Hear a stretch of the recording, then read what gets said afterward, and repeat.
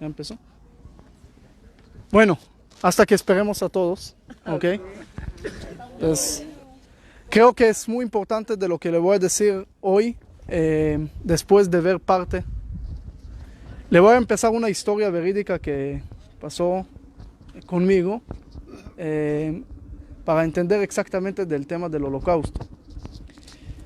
Yo estoy en mi edificio en Guatemala. Yo vivía en un edificio que se llamaba Atrium, ¿sí? Y estoy ahí subiendo al ascensor y de repente una señora tal vez de 80 años, tal vez menos, llega conmigo y me dice, oh, acércate un poco, para estar más cerca con la persona. Bueno, la señora me dice, ¿va subiendo o bajando? Porque también había pisos abajo. Entonces yo le digo, subiendo, pero puedes venir y después bajar, es el mismo ascensor. Estaba limpiando el ascensor, le dijeron, no tienes que limpiar el ascensor en cada piso, es el mismo ascensor, ¿ok? Pero no siempre la gente sabía que es ascensor, ¿ok? Se recuerdan de la historia, ¿verdad? Ese le conté, ¿no? Había un señor que llega al centro comercial, ahí en Mar Muerto, y su esposa tenía 80 años. Y de repente lo ve por primera vez que entra a una caja. Después baja y sale una joven de 20 años. Y dice, ese me gusta, voy a traer a mi señor.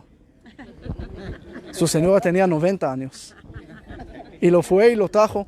Él hablaba en hebreo. Le dijo a su esposa, entra, a esa habla hebreo, le dice, ¿qué quieres de mí en español? Y dice, ¿y cómo aprendiste español tan rápido también? Entonces la gente no siempre entiende lo que es el ascensor, y no entienden lo que es la vida, y ahora lo vamos a ver.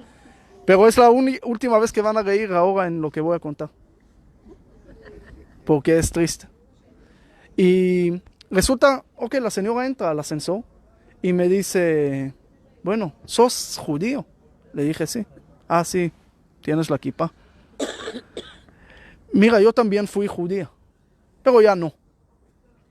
Entonces le digo, ¿qué pasó? Me dice, yo, toda mi familia murió ahí. Y con tantos sufrimientos que sufrió el pueblo judío, ya no quiero más. Y le dije que mis hijos no tienen que sufrir de esto. Entonces desconecté totalmente a mi familia. Bueno, ¿yo qué puedo decir? La verdad, muy difícil de explicar o hablar de pensamiento de la mente al sentimiento al corazón, porque ella tiene el sentimiento del corazón herido. Y yo no lo puedo juzgar, tampoco lo puedo explicar. Bueno, me dijo que su hija vive ahí y ya el ascensor casi llega y bueno, le digo, ¿sabe qué? Te entiendo, tienes toda la razón. Y quería hacer un capítulo nada más sobre los sufrimientos del pueblo de Israel. Y terminé haciendo un libro completo de esto. Pero le dije, ¿sabe qué? Hoy en día si me pongo a hacer un libro de las cosas buenas que tenemos, ni una enciclopedia va a alcanzar. Hay tantas cosas buenas hoy en día que pasan. Sí es verdad que miles de años sufrimos en la historia. Sí es verdad, como dice el rey David, la piedra que rechazaron los constructores. Era piedra, era molestia, pero se volvió la piedra angular. Hoy en día estamos en una época de luz, de prosperidad, una época buena. Estamos subiendo, no bajando. Sube con nosotros. Usted tiene más razón de estar con nosotros hoy en día, subiendo con el mundo, subiendo con un mundo de esperanza. Pero es verdad, vimos una oscuridad que empezó no en el holocausto nada más en 1939. Eso era un resultado de odio de más de 1000 años, casi 2000 años. Cuando Hitler llega, tiene un terreno listo de mucha gente con amargura, mucha gente con odio, mucha gente tal vez con ignorancia algunos. Pero él logra tener un ejército completo, logra subir al poder y logra causar muerte de 54 millones de muertos en total. 6 millones de judíos. El pueblo judío nunca recuperó este número. Antes de la guerra, en 1939, el pueblo judío tenía 17 millones de personas. Hoy en día somos 14.6.8. Quiere decir que, aunque pasaron más de 70 años, no recuperamos el número. Hoy en día 4.8, como 14.8 es un error estadístico de un censo en China. Es decir, somos nada. Pero resulta que no importa la cantidad, importa también la calidad, importa qué haces, importa cuáles son los resultados.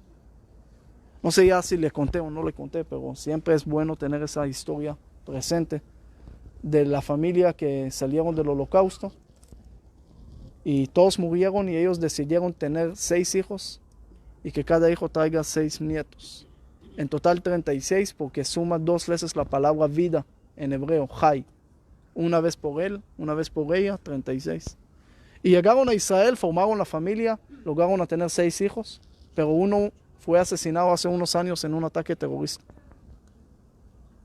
Y esto, los otros hermanos decidieron tomar responsabilidad y traer uno más.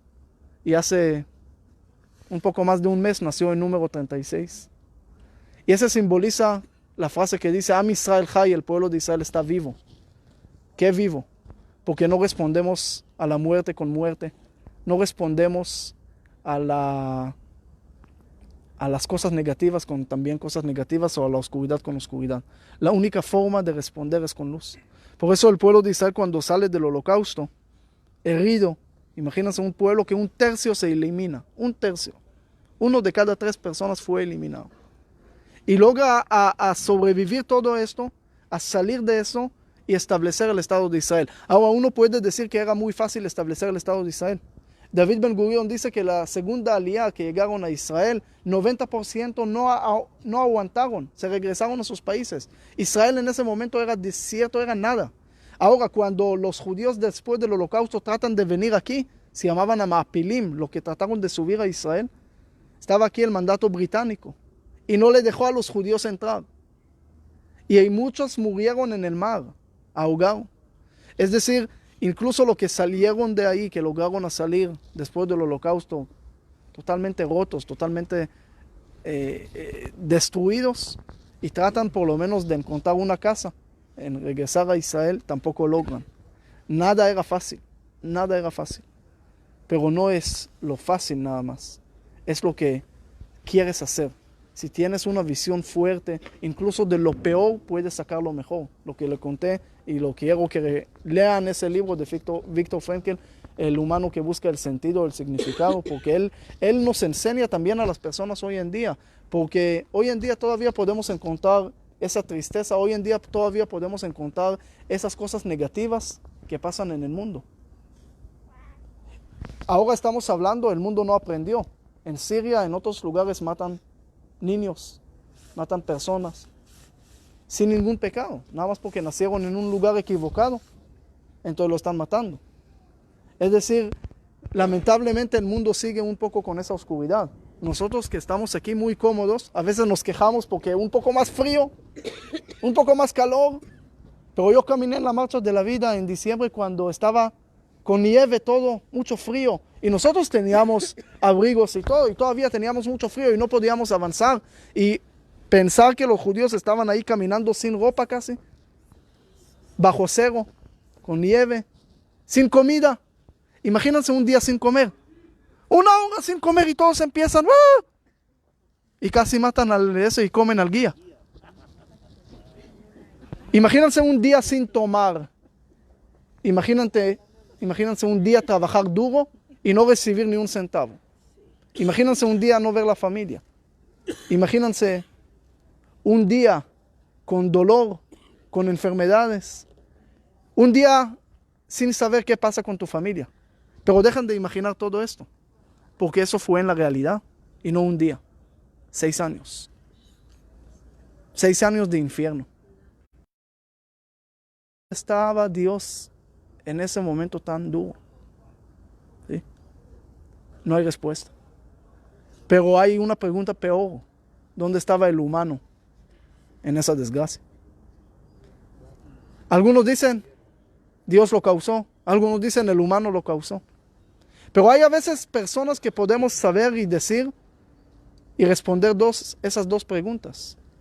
Ustedes vieron también hay personas que salvaron, que no eran judíos y salvaron judíos. En El Salvador, por ejemplo, hay una persona que se llamaba Castellano, que era cónsul. Él salvó entre 40 a 60 mil judíos. Ustedes conocen a Oskar Schindler, salvó 1,200 judíos. A Schulz, 60 mil judíos. Wallenberg y otros que sí se salvaron judíos, que dentro de la época de la oscuridad podíamos siempre ver una luz, una raya de luz de esperanza. Unas personas que podemos decir, ellos son el humano que necesitamos. Y Dios está con esas personas. Pero la oscuridad que vimos, hay algo que no se entiende. Hay algo que no podemos nunca entender. ¿Cómo pasó esto? ¿Cómo el mundo no respondió? 6 años, no es un día. No estamos hablando hace 3,000 años, estamos hablando hace poco tiempo. Hay mucha gente sobreviviente que viven con nosotros hoy en día. Y que cuentan las historias. Yo escuché varias veces esas historias tristes. De hecho, en el Museo del Holocausto, que en Guatemala, que le conté, no sé si todos escucharon, de un cura, se llama Patrick Delvoye de Francia, que él estaba andando haciendo una investigación en la ex Unión Soviética y encontró que más de 1 millón de judíos murieron por balas en la época del Holocausto. Una bala por un judío, no más. No hay que gastar más. Y él encontró ese 1 millón que murieron. Y él estaba caminando en esos lugares. Yo estuve con él en varias ocasiones también hace poco en Washington. Y siempre él me dice esto. Yo camino en esos lugares y escucho a Dios preguntándome lo que preguntó a Caín. ¿Dónde está tu hermano? Y dijo, yo no quiero que Dios me pregunte eso. Yo quiero responder. Yo no soy judío, me dice. Pero los judíos son mis hermanos. Y los judíos también dicen, ustedes no son judíos, o nosotros no somos cristianos, o nosotros no somos musulmanes, pero somos hermanos. Eso es lo que tenemos cuando estamos en este lugar tan triste. Lo que tenemos que decir, bueno, la tristeza es algo grave, la oscuridad es algo que podemos y debemos de decir nunca más, pero también decir no alcanza. Tenemos que enseñar también cómo podemos con luz salir de todo esto. Hay muchos congresos en contra de odio y discriminación. Nada más el último mes estuve en tal vez unos 7 o 8 en diferentes lugares del mundo, de esos congresos que hablan en contra del odio, pero no dicen qué hacer. Entonces, hablar en contra de odio es muy fácil, porque estoy hablando en contra del odio, pero ¿qué haces con eso? Pero escuchen una historia verídica que pasó hace poco, ¿ok? Miren hasta qué punto tenemos que agarrar este mensaje. Había un joven, ¿sí? Hace unos años, y él quería hacer algo bueno en su vida. Entonces fue a hacer unos exámenes de si él puede ser donante de la médula, ¿cómo se llama eso? ¿Sí? La médula ósea. Entonces él hizo el examen. Bueno, hay muchos que hacen los exámenes. Y un día lo llaman, le dicen, mira, puedes salvar una vida, venga aquí al hospital, que hay un joven que el único que es compatible sos tú, puedes salvar tu vida. Venga a salvar su vida. Listo, para eso llegué, para eso hice. Él va al hospital, empieza a hacer los exámenes necesarios, empieza a hacer todo lo que es, y le dicen el nombre del joven, lo ve al joven. Bueno, regresa a la casa porque todavía no era el proceso. Regresa a la casa y le dice a su papá que va a salvar un joven. Y el papá contento, feliz, le dice, qué bueno que vas a salvar un joven. Entonces de repente le dice el papá, ¿y cuál es el nombre? Y él le dice el nombre. Y el papá se levanta y dice, no lo puedes hacer. Y el hijo le pregunta, papá, pero me dijiste que qué bueno que dice el Talmud, que si salva a una persona es como si fuera salvando un mundo entero. Entonces, ¿por qué no? Hijo, no vas a salvar a este joven. Pero papá, ¿por qué? Hijo, no me hables más de ese tema. No lo vas a salvar. Entonces el joven fue a hablar con sus rabinos para ver qué puede hacer. Entonces los rabinos se fueron a hablar con el papá, le dicen, mira, ¿qué pasó? Señores, yo no quiero hablar más de ese tema. No, mi hijo no va a salvar a ese. Y si va a salvar, no tiene a dónde regresar. Aquí no. No va a ser mi hijo más. Bueno, los rabinos le dicen, ¿sabe qué? No va a hacerlo. Pero dinos, ¿por qué? ¿Cuál es la razón de no hacerlo? ¿Cuál es el tema? Dijo, porque este joven, ese apellido, es el hijo de un señor que era judío, pero era capo. Ayudó a los nazis. Y él mismo, una vez, llega con 2 nazis, 2 soldados, a los campos donde estuvimos nosotros. Y entran al cuarto, empiezan a buscar por todos lados hasta que encontraron un lugar donde escondimos a mi hijo pequeño. Lo agarra y se va. Escuchamos 2 disparos y de ahí nunca más volví a ver a mi hijo perdido. Entonces, ¿cómo mi hijo va a salvar al hijo de ese maldito? No va a pasar. Bueno, esa es una razón, ¿verdad? ¿Qué ustedes dirían? Yo tampoco. Tampoco, ¿verdad? Tiene toda la razón. Escuchen el final de la historia, que tal vez puede ser un comienzo para muchos. Los rabinos van con ese tipo y le preguntan, ¿es verdad que fuiste capo, que ayudaste a los nazis, que esa época, que esto, que el otro? Y dice, es verdad, yo estuve con ellos. Es verdad la historia, yo fui a buscar al hijo. Es verdad los 2 disparos, es verdad todo. Sí. Pero hay un detalle nada más, un detalle pequeño. Los nazis querían matar a todo ese grupo que estaba ahí por esconder al niño. Y yo le dije que me den el placer a mí, que yo lo voy a matar. Y agarré 2 soldados, encontré al niño. Los 2 disparos fueron para los 2 soldados.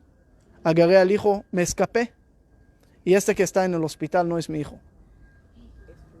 Es de él. Y por eso son los únicos compatibles que hay. Es decir, ustedes pueden decir, bueno, ¿cuál es la enseñanza de eso? ¿Cuál es la enseñanza? ¿Ah? Que no hay que juzgar. Pero no nada más que no hay que juzgar. No nada más que no hay que juzgar.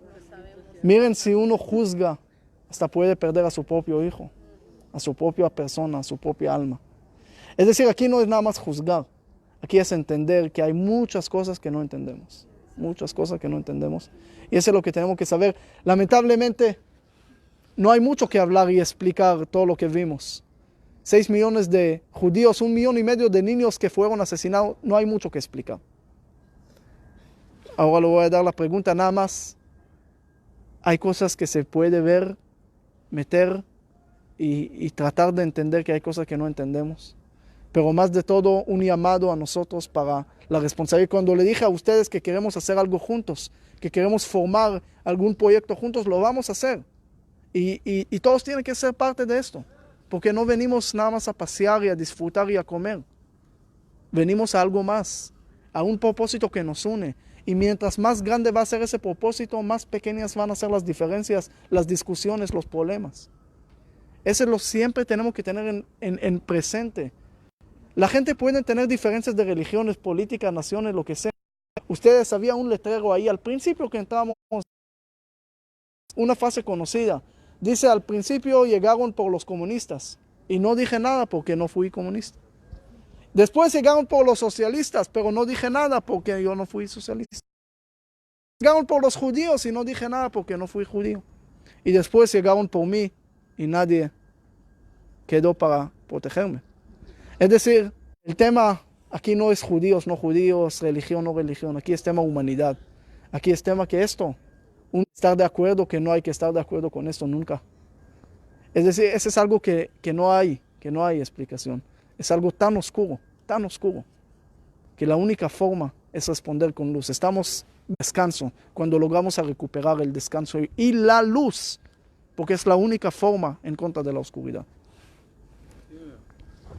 Yo sé que Hitler quedó al poder cabal con un grupo de que tenían ya ese odio contra el pueblo judío, pues. No solo contra el pueblo judío, sino contra el pueblo polaco también, según los polacos también fueron. Sí, si quiero hacerlo corto para no dejarlos aquí todo el día, nada más te voy a decir algo pequeño. Ustedes saben que en 1914 empezó la Primera Guerra Mundial. ¿Por qué? Por un asesinado. ¿Sí? Un asesinado del heredero de la corona austrohúngaro. Y ese hace comenzar la Primera Guerra Mundial, 11 millones de muertos. Termina en 1918. ¿Y cómo termina? Con unos acuerdos que Alemania tiene que pagar bastante dinero, ¿verdad? Y todos los acuerdos que tenían que pagar. Esto hace que transforma esos acuerdos en crisis económica, hay mucho desempleo. Ese desempleo trae mucha amargura de la gente. Esa amargura, la misma, trae un terreno listo para Hitler cuando llega. La gente no le importa judío o no judíos, ahora esto, el otro. Lo que importa es salir de esa amargura. El desempleo era terrible, todo era terrible. Hitler llega y de repente en unos años tiene millones de personas a su favor. Entonces logra el poder a través de esto. Y cuando llega con el odio, la gente ya no le importa. Van atrás de todos, atrás de... ya se olvidaron de qué están huyendo, pero van atrás. Y como ciegos, no ven, no entienden lo que están haciendo. Yo hace poco estuve en la casa de Garibaldi en Argentina, donde encontraron a Eichmann. Lo juzgaron aquí en Israel. Era terrible ver testigos que no pueden seguir hablando por todo esto. Ahora mira que todo esto, estamos hablando más en total de 60 millones de muertos. ¿Por qué? Por un asesinado. Para mí, ¿sabe qué me muestra eso? El valor de una sola acción. El efecto de la mariposa en nuestras acciones. Preguntarías a esta persona, ¿tú piensas que por matar a una persona vas a causar 60 millones de muertos? Tú hubieras dicho, no, jamás. Pero ese es el problema, que no valoramos las acciones para mal o para bien. Ahora eso no termina en el Holocausto. Hay un artículo de un periodista español no judío que él escribe quién realmente murió en Auschwitz. Y dice no los judíos. Porque los judíos, se murieron algunos, 6 millones, pero se levantaron y tienen un país muy próspero, un país de luz, un país que aporta al mundo. Los judíos no murieron ahí. Lo que murió ahí es Europa. Ellos, los europeos, porque hoy el día el radicalismo se está comiendo a los países en Francia, en Bélgica, en Londres, en muchos lugares que uno va y visita. El radicalismo lo está comiendo demográficamente y tantas cosas que pasaron en Europa últimamente de terror. Israel está más o menos protegida del terror. Es decir, ustedes están aquí tranquilos, pero no saben que cada día logran frenar y evitar ataques terroristas y problemas, cualquier cosa, cada día. En un mes, más de 70, 80 veces ataques que logran frenar y a evitar. Porque Israel más o menos tiene protegido sus fronteras y todo. Todavía falta un poco, pero está cada vez más protegidos. Por eso no escuchamos. No es porque ellos se volvieron muy buenos y nos quieren dar dulces. Es que aquí Israel logra a controlar con la ayuda de Dios, como dijo el rey David. Si no está la guardia del mundo, Dios, entonces tampoco sirven los demás. Pero Europa no están listos para eso. Hay un video en español, lo pueden ver en internet, de un periodista israelí que se ve como árabe y va a Bélgica y a otros lugares y empieza a hablar con los árabes. Hay un lugar que se llama Sharia Bélgica. Es una institución, una mezquita que está tratando de imponer las leyes de la Sharia, que es la ley musulmana, en Europa. Y dice, todo lo que ven aquí, le dice, va a ser nuestro. Así le dice. Entonces él va con ese video y va al alcalde de Antwerpen y le dice, mira, te está diciendo que tienen aquí cápsulas de terror durmiendo y él lo puede activar en un segundo y volver todo eso un infierno. No, ¿por qué no lo frenan? ¿Por qué no lo agarran? ¿Y qué le contesta el alcalde? Es que aquí tenemos libertad de expresión.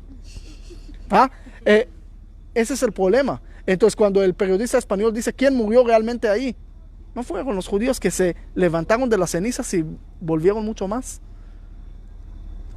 Esto se murió. Y todo eso todavía por aquel asesinado. Es decir, puedes imaginar el valor de una acción. Entonces alguien me pregunta, ¿y si vas a hacer un Walmart gratis para la gente pobre en Guatemala y vas a poder dar unas camisas y yo no sé, ¿qué cambiaste en el mundo? La peor pregunta del mundo. Porque si un asesino puede causar más de 60 millones de muertos y consecuencias hasta el día de hoy, y esa oscuridad, entonces una acción de luz pequeña puede hacer mucho más de lo que puedes pensar. Nada más le voy a contar, no quiero terminar porque también quiero escuchar al pastor David, pero nada más una cosa pequeña para que entiendan hasta qué punto de la acción está trayendo esto. Hace 3 años estoy en Guatemala, quería viajar a San Pedro de la Laguna porque había vacaciones y mi familia estaba en Israel, yo me quedé solo. Entonces le dije al rabino que está en San Pedro de la Laguna, que hay un lugar muy lindo ahí, que vienen más de 200 mochileros a la semana, ¿ok? Porque Guatemala es un lugar muy lindo, tenemos naturaleza. Muchos guatemaltecos no aprecian, pero Guatemala para mí, y después de estar en más de 100 países del mundo, afirmo que Guatemala es uno de los países más lindos que conocí en mi vida. En mi vida, ¿ok? No lo digo para que aplauden, lo digo de verdad, lo digo de verdad. No hay viaje que hago fuera a América Latina sin incluir a Guatemala. Y le digo de gente que viene de Israel después del ejército, Guatemala es uno de los mejores lugares para visitar y para disfrutar de todo lo que ofrece Guatemala, tanto historia, naturaleza y todo lo que hay. Guatemala es una bendición de Dios. Hay unos que dicen corredor seco y no saben que en corredor seco hay más agua que en toda Israel.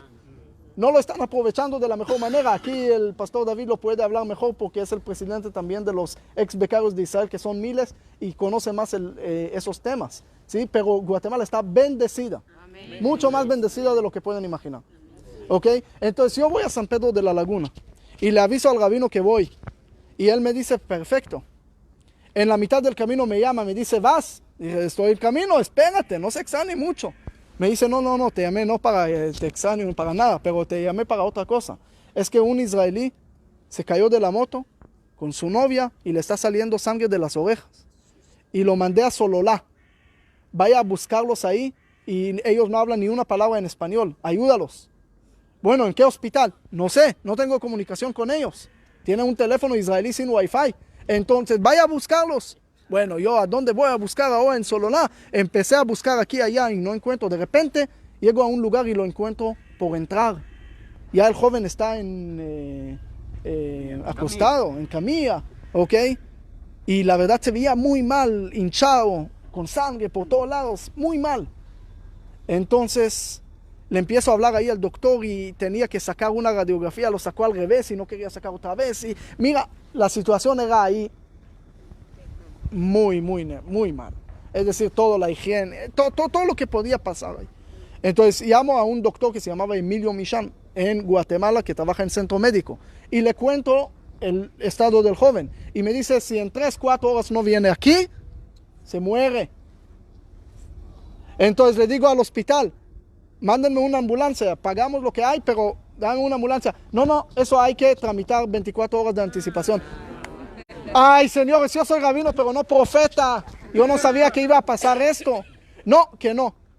Llamo aquí, allá, en fin, encontramos un helicóptero, pero sin piloto porque estaba casi por llover. Ningún piloto quería venir. Encontramos al final un piloto que dijo, voy a... Pero no puede aterrizar en Sololá. Nada más en Panajachel. Bueno, dame una ambulancia, nada más hasta Panajachel. No. Bueno, lo meto en mi carro. Después le muestro la foto, se van a quedar sorprendidos de la cosa, pero lo tenía que robar del hospital porque tampoco lo querían dejar saltar. Pero bueno, lo saco, lo meto en mi carro, todo con sangre, todo esto, y voy y tráfico y no sé qué, de arriba para abajo, de abajo para arriba. Llego a Panajachel y veo el helicóptero ahí. En el hotel Atitlán no nos querían dejar porque también hay... Y aterrizó ahí, el carro casi encima del carro porque no había casi espacio ahí. Y de ahí para lo llevamos al hospital, pero hasta que llegó no lo lograron a despertar, lo metieron ventilación y no sé qué, pero no se logró a despertar. De ahí me llaman de Estados Unidos, parte de que vivió ahí, conectados con una organización que se llama ZAC, especial para traerlo a Estados Unidos, porque ahí no sabemos qué. Y lo trataron, lo mandaron a Estados Unidos y todo. Quédense un segundo con esa historia. Yo sigo con un chat con el director de ZACA Internacional, de todas las acciones de ellos. Ellos están trabajando en más de 50 países del mundo, reconocidos por Naciones Unidas, capacitan al ejército de Rusia, Estados Unidos y otros.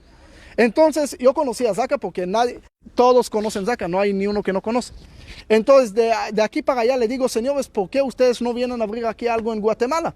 Programamos una visita a Guatemala y con la Iglesia Casa de Dios construimos un campo donde se pueden entrenar el primer grupo y trajimos a los capacitadores especiales en español. Bueno, llegó un grupo completo con el fundador, con el rabino, y empezamos a formar el primer grupo de voluntarios en Guatemala. Ese grupo, después de meses después, cuando pasa la tragedia del volcán del fuego, los primeros que van a salvar son ese grupo, que están parte de los bomberos, parte de policía, de diferentes lugares. La idea es unirse alrededor de un solo propósito, porque acá hay voluntarios árabes, judíos, beduistas, budeístas, lo que quieran, católicos, hombres, mujeres, todos. Porque el dolor no hace diferencia, el amor tampoco tiene que hacerlo. Y eso es lo que hay que juntar.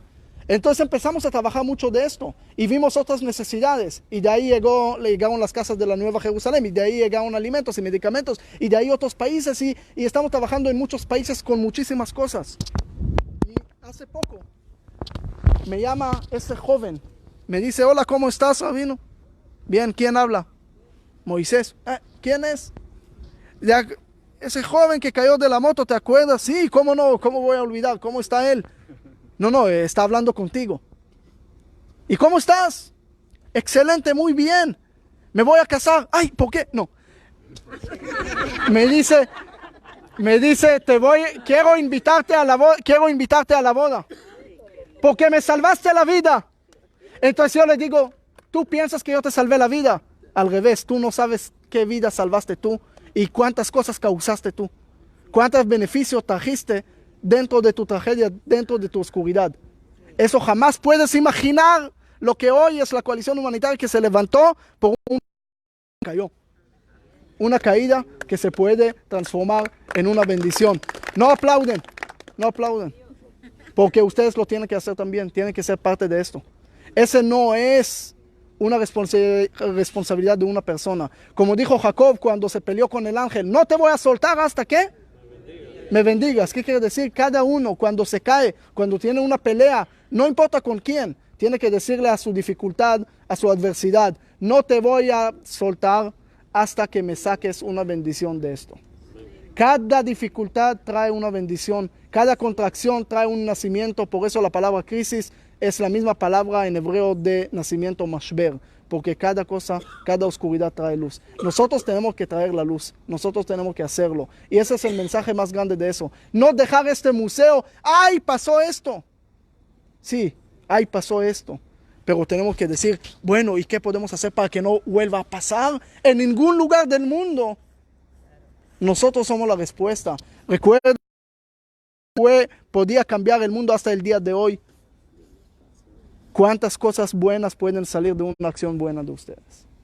Para mí, esa es la bendición más grande de tener a ustedes como grupo aquí. Pastor David, ya casi lo dormí. Bueno, yo no voy a hablar mucho, que no tengo 31 años. No aguanto mucho bajo el sol. Sí, al sol. Pero ya Rabino lo dijo todo. Ya no hay nada más que agregar. Pero quería así que supieran que esta es una de las razones por las que nos llamamos amigos de Sion. El amigo de Sion es un sionista. Alguien que ama al pueblo de Israel. No solamente el Israel de la Biblia. A ese lo amamos todos. Pero el Israel actual también necesitamos amarlo. También necesitamos orar por el Israel actual. Y hoy hemos visto sufrimiento del pueblo judío en nuestro mundo actual. Eso no fue hace muchos años. Eso tiene poco tiempo. Entonces, yo sé que nos ha tocado, que nos ha impactado, que quizá habíamos visto películas. Hay muchas películas que nos relatan esa historia, como La lista de Schindler, La vida es bella, El niño de la pijama de rayas, entre otras, que hemos podido ver y quizá las vieron y ahora comprendieron mejor la historia. Entonces vayámonos con eso en el corazón, de que tenemos que amar al pueblo de Israel, el de antes y el de ahora, y que tenemos que fomentar, como decía el rabino, el amor para que esa historia no se repita. Y no necesitamos venir a Israel para fomentarlo, decir, bueno, pero es que yo no tengo judíos donde vivo. No, es que tenemos que amar a nuestro prójimo como a nosotros mismos. Entonces, esto le sucedió al pueblo judío, pero nosotros tenemos a un prójimo a la par. Entonces tenemos que manifestar nosotros ese amor hacia los demás. Ahí vamos a empezar a cambiar la historia. Yo siempre digo, cuando alguien dice: es que yo quiero ser misionero, me quiero ir a... Bueno, muchos tienen el llamado a Estados Unidos, ¿no? No sé por qué. Pero, yo me quiero ir Bueno, pero ya evangeliza en la esquina de su casa, ya evangeliza en la cuadra. Ya impactó a los vecinos. Cuando haya hecho eso, entonces, que puede ir afuera. Nosotros ahora vamos con una historia para ir a impactar nuestra comunidad. Amén. Vamos a cantar una canción del final. Cerca. Vamos a sentar aquí. ¿Dónde, Pastor David? Él es mi hijo, solo que Había... el rabino era blanco. Había 5 velas nada más. Y ustedes lo vieron millones de velas. Es una ilusión óptica. Pero más de todo, le quiero terminar contando una historia de 1929, cuando Tel Aviv, antes del Estado de Israel, recibe la visita del ministro de colonias británico, Winston Churchill. Y él avisa que va a llegar, y Tel Aviv es un lugar muy feo en esa época, 1929. Yo no me acuerdo casi nada de esa época, ¿sí? Hace mucho tiempo. Y él llega. Pero ¿cómo lo van a recibir? La calle abandonada, la calle principal fea. Entonces dice, ¿sabe qué? Meir Dizengoff, el alcalde de ese entonces, con su junta, consejo municipal, dice, vamos a arrancar los árboles de algún lado y lo vamos a plantar de una forma temporal y lo vamos a poner ahí mientras, y así va a ser bonito. Entonces, así lo hacen. Y Winston llega y pasa ahí, y la gente empiezan a mover y los árboles empiezan a caer. Entonces él entiende la trampa que hicieron y le dice al alcalde, le dice, Meir, tienes que saber que en este mundo nada puede durar si no tiene raíces. Nada. Nuestro futuro depende de nuestro presente y nuestro presente depende de nuestra historia. Lo que no aprende de la historia nunca puede. Hay una frase que dice, lo que no aprende de la historia está condenado a repetir los errores. Esa es una frase mala, porque la frase verdadera tiene que ser, lo que aprende de la historia va a tener mucho futuro. Hay que aprender las cosas positivas, no nada más cómo no equivocar. Los animales tampoco equivocan, pero nosotros tenemos que ser algo positivo. Por eso hay mucha gente que dice, yo no mato a nadie. Yo no mato, no robo. Eso, muy bien, que Dios te bendiga. Pero ¿qué haces para la humanidad aparte de todo esto? ¿Qué haces positivamente? Usted piensa que diezmo es de dinero, el diezmo es también de tiempo. Da un diezmo de tu tiempo para la humanidad.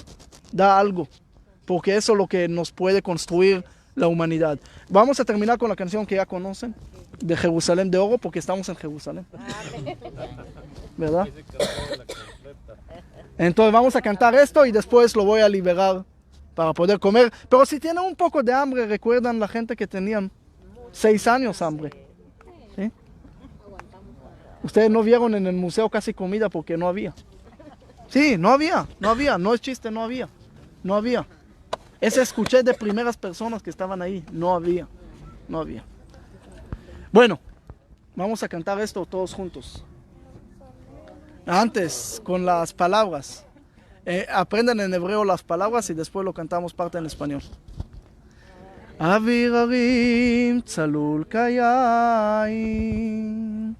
וריח אורנים נישא ברוח ארבעים עם כל פעמונים. Estamos con el grupo de Guatemala que retornaron su embajada. Y por eso en Guatemala siempre van a traer la bendición. Jerusalén, Jerusalén, de oro bronce llena de luz. Ser un instrumento para tu cantar. Jerusalén, Jerusalén, de oro bronce llena de luz. Yo quiero ser un instrumento para tu cantar. Bueno, con la canción, con la melodía, con la luz, vamos a salir de aquí con esa esperanza de tener un mundo mejor, un mundo que tiene tal vez muchas preguntas, pero una sola respuesta clara, que las cosas como estas de oscuridad y de odio nunca más pueden volver a suceder en ningún lugar.